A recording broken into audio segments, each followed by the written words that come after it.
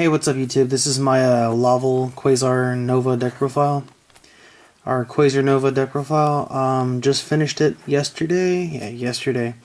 It's a lot of fun, very consistent. Can hold its own against a lot of the meta. I wrecked several E-Dragon players yesterday with this deck and Friday. Beat a couple Mermills. Teledad deck. Prophecy. Start with decks. It's really good, really consistent, and relatively cheap to make. Because really the only pricey card is the Quasar. You can get away with not playing it, but you kind of need it. Let me just get started off with the extra deck, because this is the really important part. The extra deck, there's so many options you can do with it. I really want to fit so many more cards in here, and I'll tell you some other cards you can play if you want to play over other stuff. But my things in this build, I think you should play no matter what, is Quasar. If you don't know what it does, I'm sorry. You probably shouldn't be playing this game. Card's been out for forever. Red Nova Dragon, my favorite card to go into in this deck. You actually go into him a lot more than you do this, just because this by itself isn't can kill your opponent. So I'll explain this one because a lot of people don't know what this one does. You need a Red Dragon Archfiend and 2 tuners to summon it. Level 12 monsters, so Red Dragon Archfiend 8 plus 3 is 9 to 11, and then a level 1 tuner. So yeah, this card gains 500 attack for every tuner in your grave, which is very good. This card cannot be destroyed by card effects, monster spell, or trap. When your opponent would declare an attack, you can remove this card and the monster that attacked it and negate that attack until the end of the turn. So yeah, you can get him up to over 9,000. Then I play the Shooting Star. This is optional. You don't have to play it. I like playing it because of my locals. Players know how to get around this. Well, let me rephrase that. The good players of my locals know how to get around this. And when and if they do get around it, I go into Shooting Star, and I just like to play it because it's a ghost. Thanks to my friend helped me hook that up. If you don't want to play this, you can play a Stardust Spark Dragon. That's another option. It's a really good card. Red Dragon Archfiend. Also, if you want to change this strictly to a Quasar build, all you have to do is cut the RDA, the Red Dragon, for the purple level 2 tuner, and I think an Armory Arm or a Mistbird, and then it's just strictly Quasar. Crimson Blader, Scrap Dragon, and Thought Ruler, the best level 8 synchro in my opinion. Blue dual sleeve, pretty sexy. Stardust, again, if you don't want to play the Shooting Star, play Stardust Spark Dragon. It's a lot better. I had one, it's just my friend really wanted it from me, so I ended up selling it to him. Black Rose, you need to play this. If I could, and if I had space, I'd play 2. Card's amazing. You can go into it a lot in this deck. You typically want to go into this first before you go Rekindling plays. The Dragon, or Dragoon, or whatever. It's essentially a Gaydirk for levels. For level 5s, you can play other ones, but these are just the best ones in my opinion.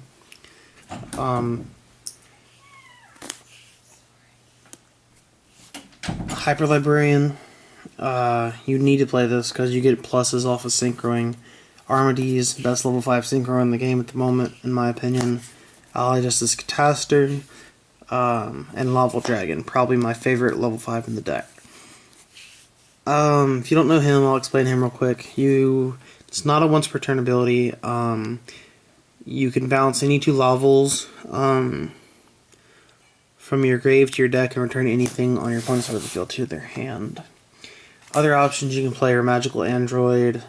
That's really it. You don't want to play anything else. You can play Laval Stenin as for level 7, but I hardly go into level 7s other than Black Rose. So, and then for the 15th card, I play the Formula. Like I said, if you want to change this to a strictly a Quasar build, you can cut the RDA and the Red Nova for the Purple Dragon and any other card of your choice, albeit Armory Arm, Colossus, Android, etc. For the monsters for the deck, I play 3 Blaster. It's mainly there to clear up back row to go off with your Rekindling plays. It's also the main way you go into Red Nova very easy. I'll explain that combo later.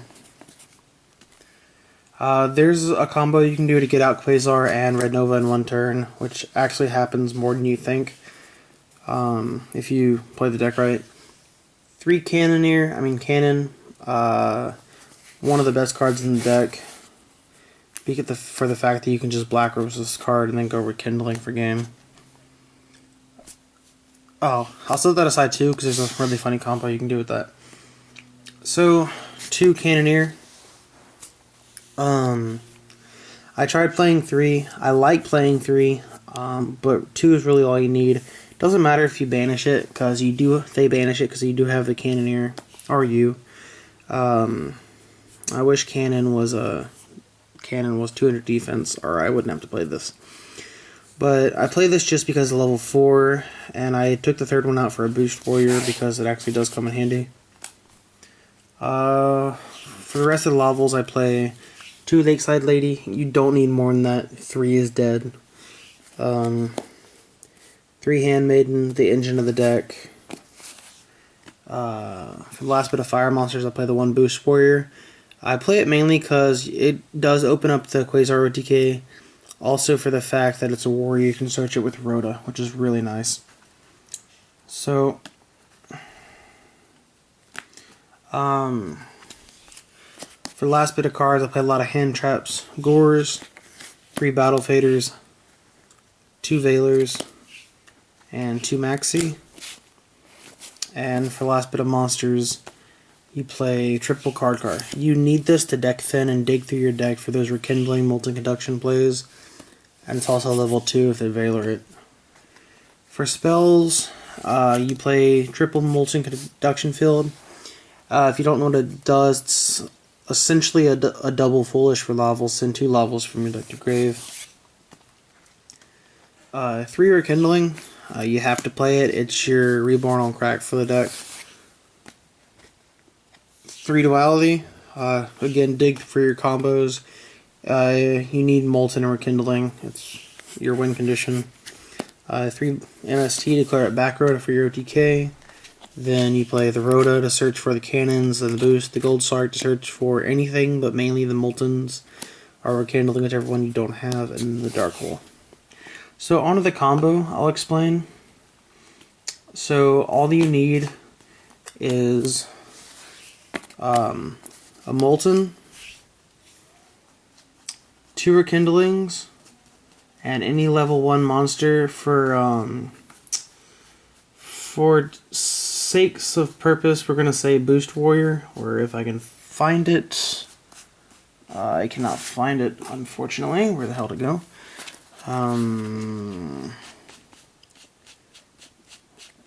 You would want to play Boost Warrior if I knew where it went. Well, whatever. Doesn't matter. We'll just explain the combo. So what you want to do is you play Molten, pitching any Laval, preferably the Cannon near, and a Handmaiden. Handmaiden's effect goes off. Pitching a Handmaiden, pitching a Handmaiden, pitching this guy. So it's automatically 5 cards in grave.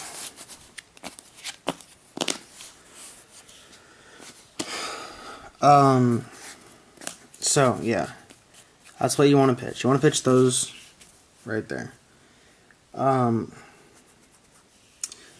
If you have this already in grave or removed, this is the play I was thinking about the Black Rose. You can go summon, bring this back on Black Rose your opponent. Let's just say for term's sake they don't have any back row. So that's in your grave, you just Foolished. This is either in grave or hand. Oh, here's the Boost Warrior. This is like in hand, and then these are in hand. So essentially, that's your hand, that's your grave. It is a 5-card combo, although you don't need these 2 in hand, and it's actually really easy to do. So you're going to play the Rekindling. Sorry for the shaky, I can't find my tripod. You're going to summon all your Lavels in grave. Let's zoom out a little bit. So you're going to summon the 2 cannons and the 3 handmaidens. You're going to sync up with 1 handmaiden cannon for Hyper Librarian. Then you're going to sync up with the other 1 handmaiden, other one for a Laval Dragon. This is important.